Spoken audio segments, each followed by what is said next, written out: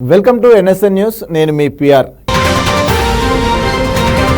కాంగ్రెస్ ప్రభుత్వం అబద్ధపు హామీలతో అధికారంలోకి వచ్చి ప్రజలను మోసం చేసిందని మాజీ మంత్రి హరీష్ రావు పేర్కొన్నారు. ఆడపిల్ల పెళ్లికి ఇచ్చే కళ్యాణ లక్ష్మి చెక్కులు రాక 8 నెలలు అవుతుందన్నారు. ఎన్నికలప్పుడు ₹1,00,000 తులం బంగారం అని ప్రగల్భాలు పలికిన నేతలు తులం బంగారం దేవుడెరుగు, కేసీఆర్ ఇచ్చే ₹1,00,000 కూడా ఎగ్గొడుతున్నారని మండిపడ్డారు. సిద్దిపేట జిల్లా కేంద్రంలో నిర్వహించిన సీఎంఆర్ఎఫ్ చెక్కుల పంపిణీ కార్యక్రమంలో ఎమ్మెల్యే హరీష్ రావు పాల్గొన్నారు. ఈ సందర్భంగా ఆయన మాట్లాడారు. సిద్దిపేట నియోజకవర్గ ప్రజలకు ఏ కష్టం వచ్చినా తాను ఎల్లప్పుడూ అందుబాటులో ఉంటానని తెలిపారు.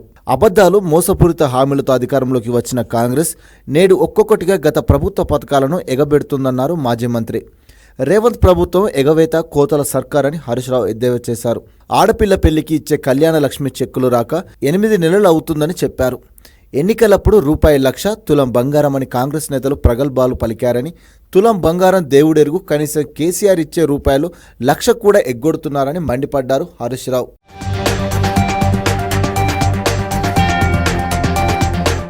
ఆసర పింఛన్ల పెంపు, రైతు బంధు సొమ్ము పెంపు ఉత్తమ మాటలేనని హరీష్ రావు దుయ్యబట్టారు. నేడు 4,000 పింఛనేమో కానీ కేసీఆర్ ఇచ్చే 2,000 పింఛన్ రాక 2 నెలలు అయిందని, పింఛన్లు రాక ముసలోళ్లు గోసపడుతున్నారని ఆయన మండిపడ్డారు. రైతు బంధు కేసీఆర్ పాలనలో 5,000 ఇస్తుండేవారని, ఎన్నికల్లో కాంగ్రెస్ పార్టీ రైతు భరోసా 7,500 ఇస్తామని గొప్పలు చెప్పిందన్నారు. కాంగ్రెస్ అధికారంలోకి వచ్చాక 7,500 ముచ్చట లేదని, ఇచ్చే 5,000 ఊసు లేదన్నారు. రైతు బంధు నిధులు ఆగస్టు నెల వచ్చినా విడుదల కాలేదని విమర్శించారు. కేసీఆర్ ఉన్నప్పుడు జూన్లోనే పడ్డాయని, ఫోన్లలో టింగ్ టింగ్ అంటూ మోగాయని గుర్తు చేశారు. గ్రామాల్లో చెత్త పేరుకుపోతుందని, ట్రాక్టర్ డీజిల్కు డబ్బులు లేవని, సఫాయి కార్మికులకు జీతాలు ఇవ్వడం లేదని ఆరోపించారు. గ్రామాల్లో పారిశుద్ధ్యం లోపించి ఈగలు, దోమలు పెరుగుదలతో ప్రజలు అవస్థలు పడుతున్నారని ఆగ్రహం వ్యక్తం చేశారు.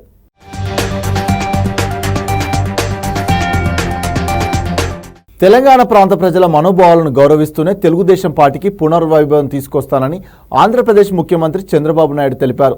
తెలంగాణ టీడీపీ అధ్యక్షుడిని త్వరలోనే నియమిస్తానని వివరించారు. ఈసారి విజన్ 2047తో తెలుగు రాష్ట్రాలను ప్రపంచంలో నెంబర్ 1గా నిలిపేందుకు పనిచేస్తున్నట్లు వెల్లడించారు. హైదరాబాద్లోని ఎన్టీఆర్ భవన్లో జరిగిన పార్టీ ముఖ్య నేతల సమావేశంలో సీఎం చంద్రబాబు పాల్గొని మాట్లాడారు. తెలంగాణలో టీడీపీ బలోపేతంపై కార్యకర్తలు తనను అడిగారని, అందుకు తగిన ప్రణాళిక రచన చేస్తున్నట్లు చంద్రబాబు వెల్లడించారు. ఇక్కడి ప్రాంత ప్రజల మనోభావాలను గౌరవిస్తూనే పార్టీకి పూర్వ వైభవం తీసుకొస్తానని తెలిపారు. తెలంగాణలో టీడీపీ అధ్యక్షుడిని త్వరలోనే నియమిస్తానని చెప్పారు బాబు. టీడీపీ కోసం కష్టపడేందుకు నాయకులు తెలంగాణ ప్రాంతంలో ఉన్నారని చంద్రబాబు పేర్కొన్నారు. పార్టీని బలోపేతం చేసి కార్యకర్తలకు అందుబాటులో ఉంచుతామని తెలిపారు. గత ఎన్నికల సమయంలో కొన్ని ప్రత్యేక పరిస్థితుల్లో తెలంగాణలో పోటీ చేయలేదన్నారు. ఒకప్పుడు ఈ ప్రాంతంలో తెలుగుదేశం బలమైన పార్టీ అన్న ఆయన, కొన్ని కారణాల వల్ల రాష్ట్రంలో పార్టీ బలహీనపడిందన్నారు. మంచి వాతావరణంలో 2 రాష్ట్రాల సమస్యల పరిష్కారానికి కృషి చేస్తామని తెలిపారు.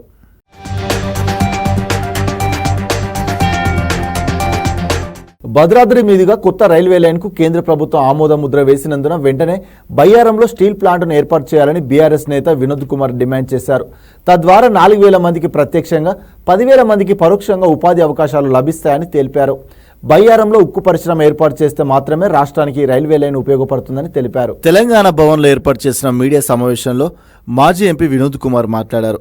భద్రాచలం, మల్కనగిరి రైల్వే స్టేషన్కు అనుమతుల దృష్ట్యా వెంటనే బయ్యారంలో ఉక్కు ఫ్యాక్టరీ ఏర్పాటు చేయాలని కోరారు. రైల్వే లైన్ లేకపోవడం వల్లనే బయ్యారానికి ఉక్కు కర్మాగారం రావడం లేదని, ఛత్తీస్గఢ్లోని బైలదిల్లా విశాఖ కన్నా బయ్యారంకే దగ్గర అని పేర్కొన్నారు.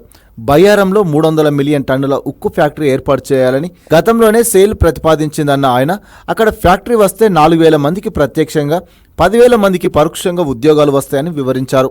బయ్యారంలో స్టీల్ ప్లాంట్ ఏర్పాటు చేస్తేనే ఈ రైల్వే లైన్ తెలంగాణకు ఉపయోగపడుతుందని పేర్కొన్నారు. కొత్త రైల్వే లైన్ ఖనిజ సంపదను గుజరాత్ తరలించేందుకు ఉపయోగపడేలా మారకూడదని వినోద్ కుమార్ వ్యాఖ్యానించారు. 2030 నాటికి తలసరి ఉక్కు వినియోగాన్ని భారీగా పెంచాలని కేంద్రం 2017లో విధానం తీసుకొచ్చిందని, బయ్యారంలో ఉక్కు కర్మాగారం పెడితేనే ఈ తలసరి వినియోగం పెరుగుతుందన్నారు. 10 ఏళ్లుగా కేంద్రంలో అధికారంలో ఉన్న బీజేపీ తెలంగాణలో భారీ పరిశ్రమలకు 10 పైసలైనా ఇచ్చిందా అని ఆయన ప్రశ్నించారు. రాష్ట్రం నుంచి గెలిచిన 8 మంది బీజేపీ ఎంపీలు విభజన హామీలు నెరవేర్చేందుకు కృషి చేయాలని వినోద్ కుమార్ కోరారు.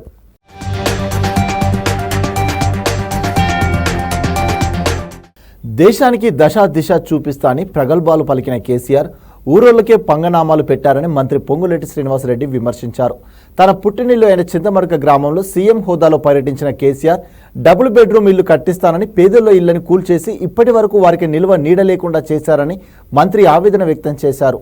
హైదరాబాద్లోని సచివాలయంలో మీడియాతో రెవెన్యూ గృహ నిర్మాణ శాఖల మంత్రి పొంగులేటి శ్రీనివాసరెడ్డి మాట్లాడారు. గత ప్రభుత్వంలో బీఆర్ఎస్ నేతలంతా ఫామ్ హౌజులు కట్టుకుని పేదలకు ఇంటి సౌకర్యాలను విస్మరిస్తే ఇప్పుడు వారందరికీ నివాస వసతిని కల్పిస్తున్నామన్నారు పొంగులేటి.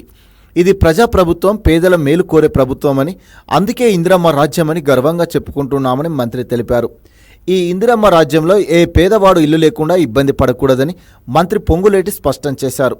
కాగా తన పుట్టినిల్లు అయిన చింతమడక గ్రామంలో సీఎం హోదాలో 5 ఏళ్ల క్రితం డబుల్ బెడ్రూమ్ ఇల్లు కట్టిస్తానని పేదోళ్ల ఇండ్లన్నీ కూల్చివేసి ఇప్పటి వరకు వారికి నిల్వ నీడ లేకుండా చేశారని మంత్రి ఆవేదన వ్యక్తం చేశారు. దేశానికి దశ దిశ చూపిస్తా అని ప్రగల్భాలు పలికిన కేసీఆర్ ఊరోళ్లకే పంగనామాలు పెట్టారని విమర్శించారు. చింతమడకలో ప్రతి ఒక్కరికి డబుల్ బెడ్రూమ్ ఇళ్లను నిర్మించిస్తానని 22 జూలై 2019లో ఆర్భాటంగా కేసీఆర్ ప్రకటించారని గుర్తు చేశారు.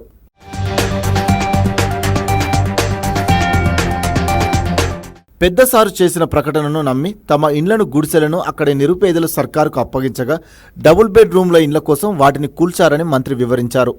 ఆనాటి ముఖ్యమంత్రి కేసీఆర్ ప్రకటన మేరకు లబ్ధిదారులను గుర్తించి 1909 ఇండ్లను అధికారులు మంజూరు చేశారని, కానీ 1215 ఇళ్లను నిర్మించడానికి మాత్రమే కాంట్రాక్టర్లు ఒప్పందం చేసుకొని మిగతా 694 ఇళ్లకు అగ్రిమెంట్ జరగలేదన్నారు. నిర్మాణ పనులు ప్రారంభం కాలేదని, గత ఏడాది డిసెంబర్ నాటికి 4 సంవత్సరాలలో 1103 ఇళ్లను మాత్రమే పూర్తి చేశారని తెలిపారు. ఇంకా 148 ఇళ్లు వివిధ దశల్లో నిర్మాణంలో ఉన్నాయని, ఇళ్ల నిర్మాణం పూర్తి కాకపోవడంతో దాదాపు 60 నుంచి 70 కుటుంబాలు ఉన్న ఇంటిని, గుడిసెలను కోల్పోయి రోడ్డున పడ్డాయని మంత్రి పొంగులేటి వివరించారు. పలువురు పేదలు పూలగంట్ల దగ్గర గుడిసెలు వేసుకున్నారని, మరికొంతమంది ఇతర ప్రాంతాలకు వలసపోయారని మంత్రి పేర్కొన్నారు. తక్షణమే చింతమడకలో పర్యటించి ఇండ్ల నిర్మాణానికి అవసరమైన చర్యలు చేపట్టాలని అధికారులను ఆదేశించారు. ఎలాంటి భేషజాలకు పోకుండా వీలైనంత త్వరగా చింతమడకలో ఇళ్ల నిర్మాణాలను పూర్తి చేయాలని అధికారులకు సూచించారు.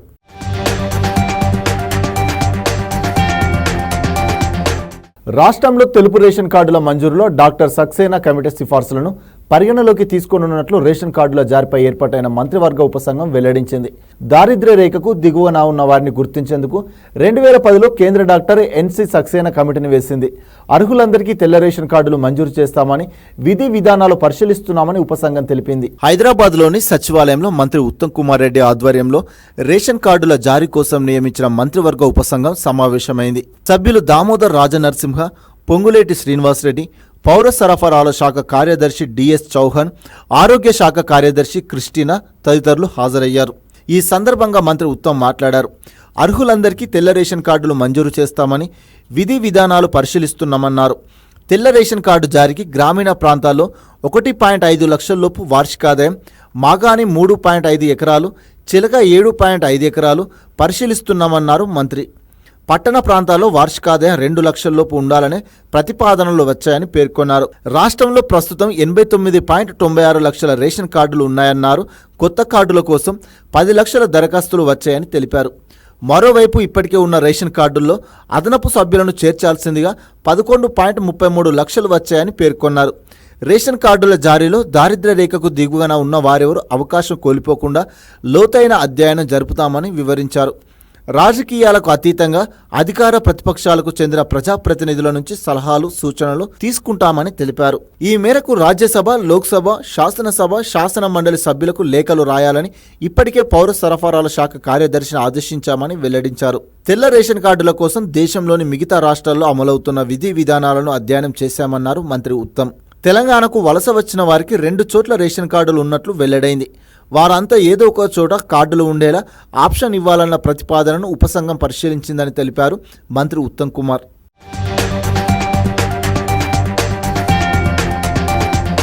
కేంద్ర కేబినెట్ తదుపరి కార్యదర్శిగా తమిళనాడు కేడర్కు చెందిన 1987 బ్యాచ్ సీనియర్ ఐఏఎస్ అధికారి టీవీ సోమనాథన్ నియమితులయ్యారు. రాజీవ్ గౌబా స్థానంలో ఆయన బాధ్యతలు స్వీకరించనున్నారు. ఈ నెల 30 నుంచి 2 ఏళ్ల పాటు పదవిలో కొనసాగనున్నారు. కేబినెట్ కార్యదర్శిగా బాధ్యతలు స్వీకరించే వరకు కేబినెట్ సెక్రటరియట్లో ఆఫీసర్ అండ్ స్పెషల్ డ్యూటీగా ఉంటారని డిఓపిటి ఉత్తర్వుల్లో పేర్కొంది.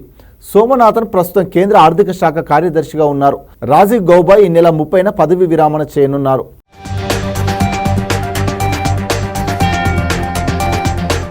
బీఆర్ఎస్ తో బీజేపీ చర్చలు జరుపుతుందన్న విషయం అవాస్తవమని కేంద్ర మంత్రి బండి సంజయ్ అన్నారు. తమ ఎమ్మెల్యేలను కాపాడుకునేందుకే బీజేపీలో విలీనమంటూ బీఆర్ఎస్ ప్రచారం చేస్తుందన్న సంజయ్ కాలం చెల్లిన పార్టీతో చర్చించాల్సిన అవసరం తమకు లేదన్నారు. బీజేపీ కార్యాలయంలో మీడియాతో ఇష్టాగోష్ఠి మాట్లాడిన ఆయన ఎన్నో అరచకాలు అవినీతికి పాల్పడ్డ కేటీఆర్ను సీఎం రేవంత్ రెడ్డి జైల్లో వేస్తారనే నమ్మకం తనకు ఉందని వ్యాఖ్యానించారు. రేవంత్ పై నమ్మకం పోయిన రోజు నుంచి కాంగ్రెస్ తో యుద్ధం చేస్తామని స్పష్టం చేశారు. కవిత బెయిల్కోట్ పరిధిలోనిదన్న ఆయన బీజేపీకి ఎలాంటి సంబంధం లేదన్నారు. అతి తక్కువ సమయంలో ప్రజా వ్యతిరేకత చూరగొన్న ఏకైక పార్టీ కాంగ్రెసేనని, గతంలో వక్ఫ్ బోర్డు భూములను కాంగ్రెస్ ఎంఐఎం నేతలు చాలా చోట్ల కబ్జా చేశారని ఆరోపించారు. వక్ఫ్ బోర్డు సవరణ బిల్లు ఆమోదం పొందితే వాస్తవాలన్నీ బయటకు వస్తాయని స్పష్టం చేశారు.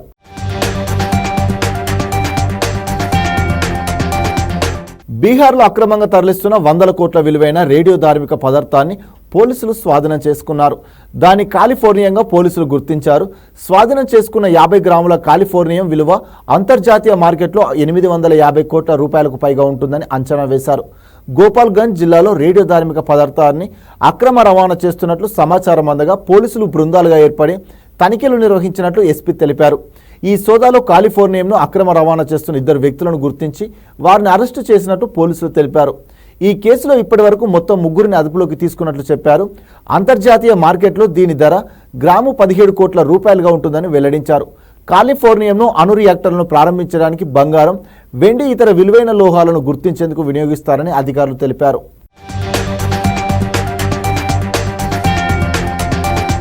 హైదరాబాద్ జూబ్లీహిల్స్ గురుబ్రహ్మనగర్లో పేదల బస్తీకి వెళ్లకుండా ప్రహారీ నిర్మాణం చేపట్టడం ఉద్రిక్తతకు దారితీసింది. తమ ఇండ్లకు దారి లేకుండా చేస్తే ఎలా అంటూ బస్తీవాసులు ఆందోళన చేపట్టారు. ఆదివాసీ దినోత్సవం జరుపుకునే రోజునే వారి గుడిసెలు కూలగొట్టారని ఎమ్మెల్యే దానం నాగేందర్ అన్నారు. అధికారులు ఇలా చేయడం వల్ల ప్రభుత్వానికి చెడ్డ పేరు వస్తుందన్నారు.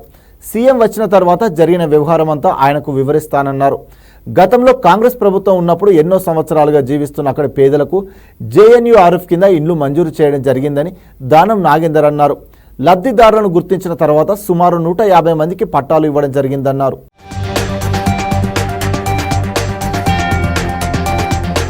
ఇక్కడ ఉండే వాళ్ళంతా ట్రైబల్స్. నిన్న మనం జరుపుకున్న ఆదివాసుల దినం జరుపుకుంటున్నప్పుడు నిన్న ఆదివాసుల గుడిసెలన్నీ కూడా నిన్న గులగొట్టారు. ఆ ఫొటోస్ అన్ని నా దగ్గర లేవు ఇప్పుడు అవైలబుల్ గా. అన్ని గుడిసెలు గులగొట్టారు. సరే గులగొడితే గులగొట్టారు, ప్రాబ్లం లేదు. పార్క్ లైన్ లో గులగొట్టమని నేను కూడా చెప్తున్నా. పార్క్ లైన్ లో ఉంటే తీసేయమనే చెప్తున్నా. మొత్తం వాళ్ళ రాకపోకలు మొత్తం కూడా మూసేసి వాళ్ళని ఇబ్బందులకు గురి చేస్తున్నారు. కాబట్టి ఇది చాలా దురదృష్టకరం. మా నియోజకవర్గంలో ఇలా అధికారులు వచ్చి మా సమాచారం లేకుండా ఇలా చేయడం, ప్రభుత్వ స్థలాన్ని ఆపొద్దని మేము చెప్తలేము, కబ్జా చేసే వాళ్ళని తీసేయమనే చెప్తున్నాము. కానీ ఇలాగా స్లమ్ లో ఉన్న ప్రజల్ని ఇబ్బందులకు గురి చేయడం కరెక్ట్ కాదని నేను చెప్తున్నాను. ప్రజలకు తోటి వాహనదారులకు అసౌకర్యం కలిగిస్తూ ధ్వని కాలుష్యానికి కారణమవుతున్న సైలెన్సర్లపై నల్గొండ పోలీసులు ఉక్కుపాదం మోపారు. అధిక శబ్దం చేసే సైలెన్సర్లను గల వాహనాలపై స్పెషల్ డ్రైవ్ నిర్వహించి వాటిని తొలగించారు. అనంతరం నల్గొండ క్లాక్ టవర్ సెంటర్లో రోడ్డు రోలర్తో తొక్కించి ధ్వంసం చేశారు. వాహనదారులు సైలెన్సర్లతో అధిక శబ్దాలు చేస్తే వాహనాలు సీజ్ చేసి కేసులు నమోదు చేస్తామని నల్గొండ అదనపు ఎస్పీ రాముల్ నాయక్ హెచ్చరించారు.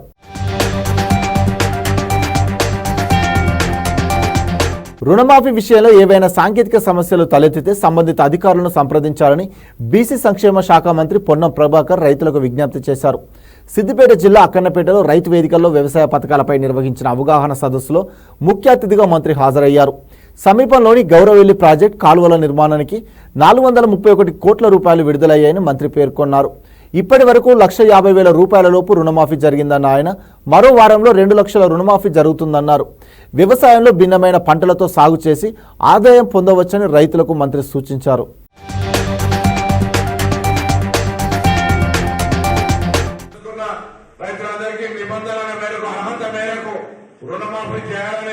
నిర్ణయం తీసుకుంది కాబట్టి సాంకేతికంగా ఎవరైనా ఇబ్బంది ఉంటే దయచేసి సంబంధిత అధికారులకు చెప్పమని కోరుతూ, రెండవది గృహజ్యోతికి సంబంధించి 200 యూనిట్ల వరకైనా రాకపోతే మీరు అర్హత ఉండి 200 యూనిట్ల లోపల కాల్చుకున్నాక కూడా రాకపోతే వాళ్ళ వివరాలు కూడా మండల కార్యాలయంలో ఆఫీస్ ఓపెన్ చేసినాం.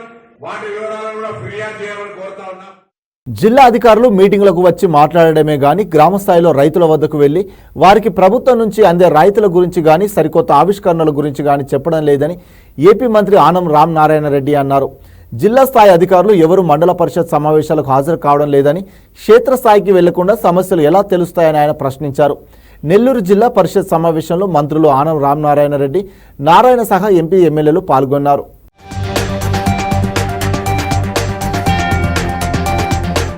ఆఫీసర్లు కూడా వాళ్ళకున్న నాలెడ్జ్, టెక్నాలజీని అక్కడ గ్రామాల్లో ఉన్న రైతులకు అందించాలి. ప్రభుత్వం నుంచి ఇచ్చేటువంటి టార్గెట్ కానీ, సబ్సిడీస్ కానీ, లేదా వీళ్ళకు ఉన్నటువంటి టెక్నాలజీ ట్రాన్స్ఫర్స్ కానీ, ఇవన్నీ కూడా గ్రామ స్థాయికి వెళ్ళాలి. లోయర్ లెవెల్ వరకు ఈ డిస్కషన్ చర్చకు వెళ్ళట్లేదు. ఇక్కడ మనకు అర్థమవుతా ఉంది. All the district officers and divisional level officer they have to go to mandal level discussion. At least mandal ప్రజా పరిషత్ మీటింగ్, మండల్ జనరల్ బాడీస్, అక్కడ గ్రామ సర్పంచులు కూడా వస్తారు.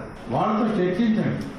చర్చించిన తర్వాత మీకు ఏదైనా కొన్ని గ్రామాలు అక్కడ వచ్చినటువంటి సర్పంచులు కానీ, ఎంపీటీసీ మెంబర్లు కానీ, మా గ్రామాల్లో ఇది ఉందంటే let them go to farm, let them go to village. గ్రామ స్థాయికి పోయి చూసినప్పుడు మాత్రమే దీనికి పరిష్కారం వస్తుంది. ప్రభుత్వం ఇచ్చేటువంటి ప్రతి రాయితీ అది ఎంత నిధులన్నా రాని అవి చివరి దాకా చేరుతాయి. అసలు రైతులకి చాలా మందికి మీరు దేనికి సబ్సిడీ ఇస్తున్నారు, దేనికి మనం డిస్ట్రిబ్యూషన్ చేస్తున్నాం అనేటువంటిది చాలా మందికి తెలియదు. కాబట్టి మీరు మండల లెవెల్కి పోయి విలేజ్ లెవెల్కి పోతేనే కరెక్ట్గా ప్రభుత్వం ఇచ్చేది చేరుతుంది.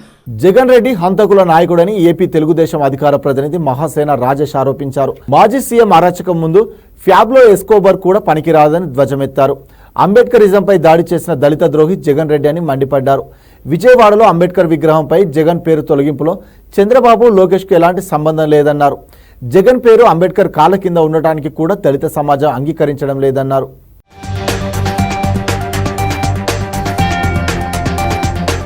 ఆంధ్రప్రదేశ్లో Jaganmohan Reddy and co fake batch అంతా కలిసి ఒక ప్రచారం మొదలుపెట్టారు. విజయవాడలో స్వరాజ్ మైదానంలో ఉన్న డాక్టర్ బాబాసాహెబ్ అంబేద్కర్ విగ్రహం మీద నారా చంద్రబాబు నాయుడు గారు మరియు నారా లోకేష్ గారు సుత్తులు పట్టుకుని వెళ్ళి ఆ విగ్రహాన్ని పగలగొట్టడానికి ప్రయత్నించారని చెప్పి విపరీతంగా దాన్ని 1కి 100, 100కి 1000 మందితో ప్రచారం చేస్తున్నాడు. జగన్మోహన్ రెడ్డి 2019 ముందు ఇలాంటి కొన్ని ప్రచారాలు చేశారండి. నేను ఆ స్టాట్యూని సందర్శించి వచ్చాను. అక్కడ చూస్తే ఆ విగ్రహాన్ని డామినేట్ చేస్తూ ఇంతంత తాటిగా ఎంత అక్షరాలతో వైఎస్ జగన్మోహన్ రెడ్డి అని పెద్ద పెద్ద అక్షరాలతో పేరు రాసుకున్నాడండి. ఇతను పేరు రాసుకుంటే ఎవడికో నచ్చలేదు. ఇప్పుడు జగన్మోహన్ రెడ్డి అధికారంలోకి వచ్చిన వెంటనే అంబేద్కర్ గారి పేరు విదేశీ విద్యకు తీసేసి జగన్ పేరు పెట్టుకున్నాడు. అలాగే హెల్త్ యూనివర్సిటీకి ఎన్టీఆర్ గారి పేరు తీసేసి వైఎస్ రాజశేఖర రెడ్డి పేరు పెట్టుకున్నాడు. అయితే ఎవడో అమాయకుడు ఒకవేళ గవర్నమెంట్ మారితే ఇలా పేరు తీసేయలేమో, జగన్మోహన్ రెడ్డి పేరు కూడా తీసేసి ఇక్కడ చంద్రబాబు నాయుడు గారి పేరు ఎట్టలేమో, ఒకవేళ జగన్మోహన్ రెడ్డి మర్చిపోయారేమో ఈ గవర్నమెంట్ అని చెప్పి ఎవడో పీకి పారేసి ఉంటాడు. అది వైసీపీ ప్రభుత్వంలో ఆర్టీసీని ధ్వంసం చేశారని ఏపీ మంత్రి టీజీ భరత్ అన్నారు. కర్నూలు డిపో నుంచి 4 కొత్త బస్సులను ఎమ్మెల్యే గౌరు చరితతో కలిసి భారత్ ప్రారంభించారు. విలీనం పేరుతో ఆర్టీసీ కార్మికులకు తీవ్ర అన్యాయం చేశారని, కూటమి ప్రభుత్వం వాళ్లకు న్యాయం చేస్తుందని చెప్పారు.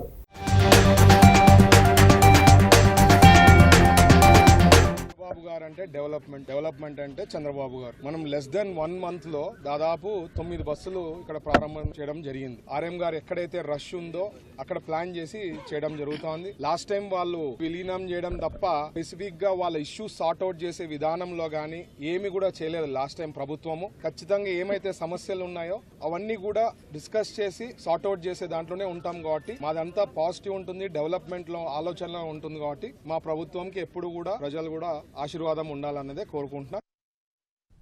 యువతలో దేశభక్తిని పెంచేలా ప్రధాని మోడీ పిలుపు మేరకు హర్ ఘర్ తిరంగా కార్యక్రమంలో భాగస్వాములు కావాలని ఏపీ మంత్రి సత్యకుమార్ పిలుపునిచ్చారు.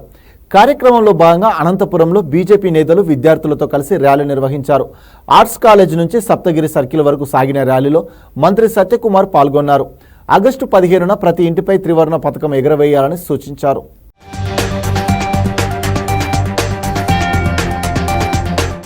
ఎంతో మంది ఈ దేశం స్వాతంత్రం సిద్ధించడం కోసం ప్రాణత్యాగాలు చేశారు. ఈ భావి తరాలకు ఆ మహనీయుల గురించి, స్వాతంత్ర పోరాట స్ఫూర్తి గురించి తెలియజెప్పాల్సిన అవసరం ఉంది.